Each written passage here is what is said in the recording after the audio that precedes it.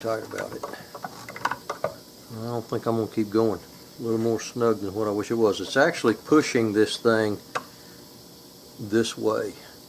So my hole is apparently off center, and I need to drift that hole that way to allow this thing to sit over some. And I can do that with a file, a round rasp. I can go in there and move that. It needs to go up, oh my goodness, maybe a 32nd.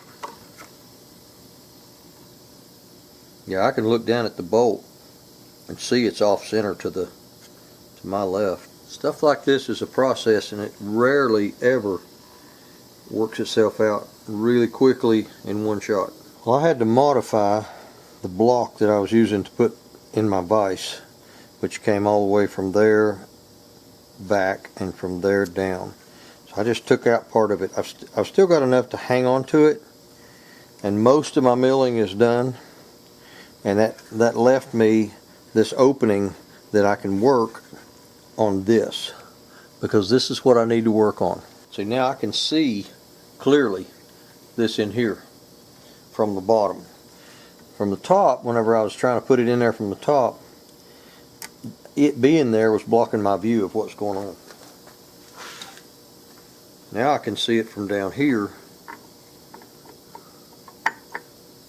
like so. I can see in there. Whew! I have bedded the front barrel lug, the lug here at the front of the clip, and this back lug, which is just a 1/2 inch shy of demon possessed. That is the hardest thing I think I've ever done in stock making. I'll explain later.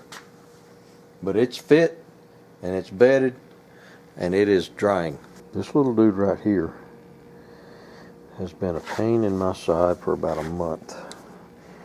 I've been working on it probably 4 or 5 days, different hours, not 8 hours a day. But there's something about that thing that just didn't want to sit right.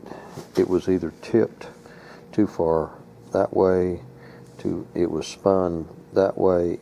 It was just contrary. And I got that thing yesterday. Actually, it came to me in my sleep the night before, and yesterday morning I woke up and I had an idea of how to make it sit right. And I had to add a shim over here between the metal and the wood down inside there. A little tiny shim. I think I mic'd it. It was 14 thousandths, but it was just enough to scoot that thing over on this front end and make it touch this receiver. The fact that it wouldn't sit right was bugging me to no end, and it's held in by a long screw that I drilled that goes down through there, and I have that on the video as well. But yesterday I was able to get that thing correct and bed it. I put bedding around here, down inside there. I also bedded up here where the clip release is. There's a somewhat of a lug right there, and also the barrel beds right here. The front screw is actually the sling mount, comes up through the bottom. That's the next step, is to drill that in there. But this thing has been, it's the hardest thing I think I ever dealt with. I don't know if I had a mental block or if it's just really that hard. Years ago, when I first started doing this, I hadn't been making stocks but 3 or 4 years, a guy brought me an LC Smith that looked like it had been dug up out of a garden. It was in terrible shape. The stock was completely broken off of it. There were 3 or 4 splinters inside, still in there, which gave me a teeny bit of insight as to how it was supposed to go together. But I was green in this. And I had to make that thing with nothing to go by. Absolutely nothing. Just figure it out as I went. And that was probably the hardest thing that I had done up until that thing came along.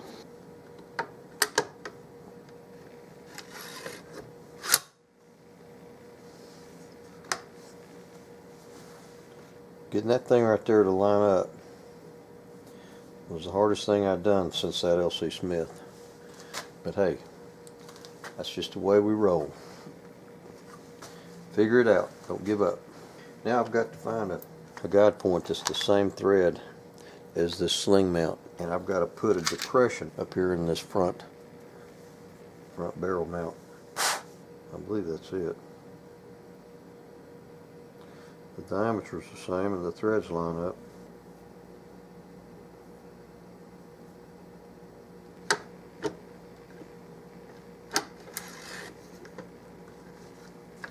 I've got to put some pressure on the front of this barrel to give me a print down in that hole there.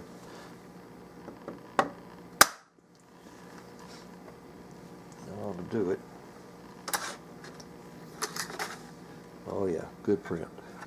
That is a .188 screw diameter.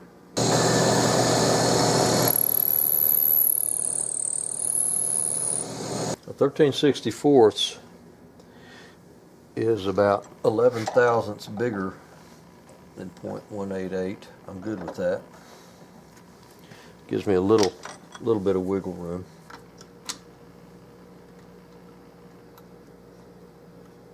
Well, that thing drops right in there. I'd much rather be lucky than good.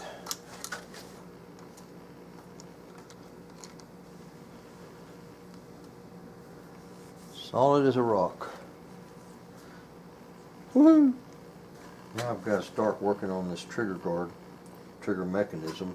I had to leave this lug here to put in my vise on the mill to have something to hold on to. I'm done with that milling process on the upper end where I need this. I'm going to have to go ahead and shear this off because this thing starts about right there and it goes back to where this block is in my way.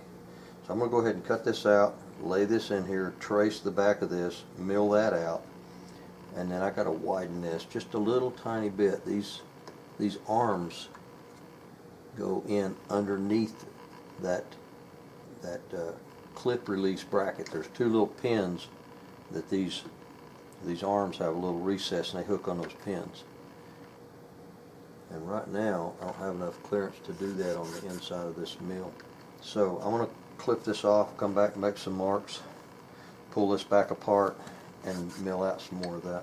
It looks like this bracket trigger assembly mounts straight down to that block, tight, because there's a scuff mark right here that's the same shape as the bottom of this metal. I'm going to stay off of it a few thousandths. I'm going to mill that out and stay off of that metal a little bit to start with. I can always deepen it.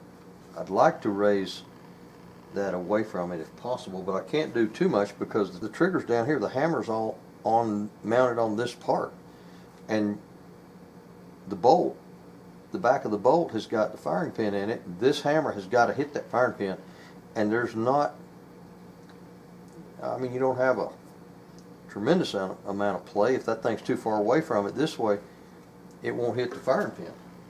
So I guess there's a little play. I'm going to find out how much, but I'm going to go ahead and mill this out and widen this groove here. There's a clip that drops in right here. That clip holder release button is up here on the front. The space is for the trigger assembly.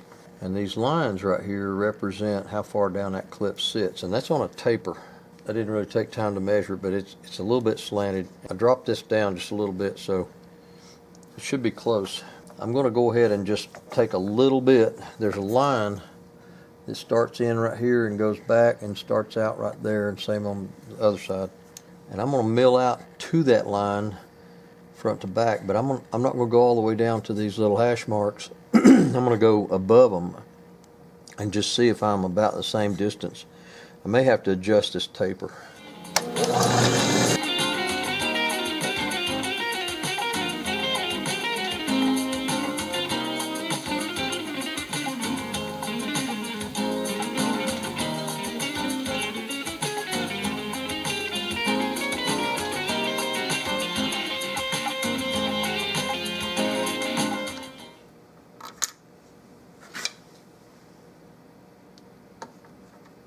I have milled out for the trigger group, and then I have milled out for the clip. There's a recess there for the clip, and this trigger, on the end of it, there's these little slots, and they go on two pins on either side of this lug, and those slots had been kind of chewed up a little bit. They were out of shape. I put them on an anvil flatten those pieces of metal back out. And they go in and hook on those pins, and then you rotate this whole trigger assembly in, and it provides tension on the bottom, and it's tight.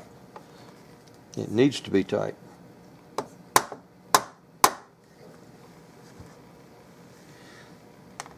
It makes this action rock solid. And then this screw here locks in to the back of that lug. It's a genius design. It is absolutely genius. It's aggravating to make, but it's a really, really well thought out design.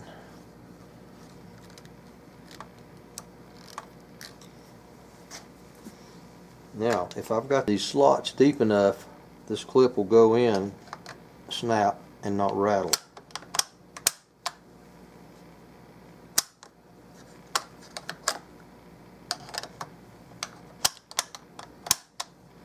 I like that. It's got spring tension for the follower. It's got no room to wiggle. When you push that release, it pops down like it's supposed to.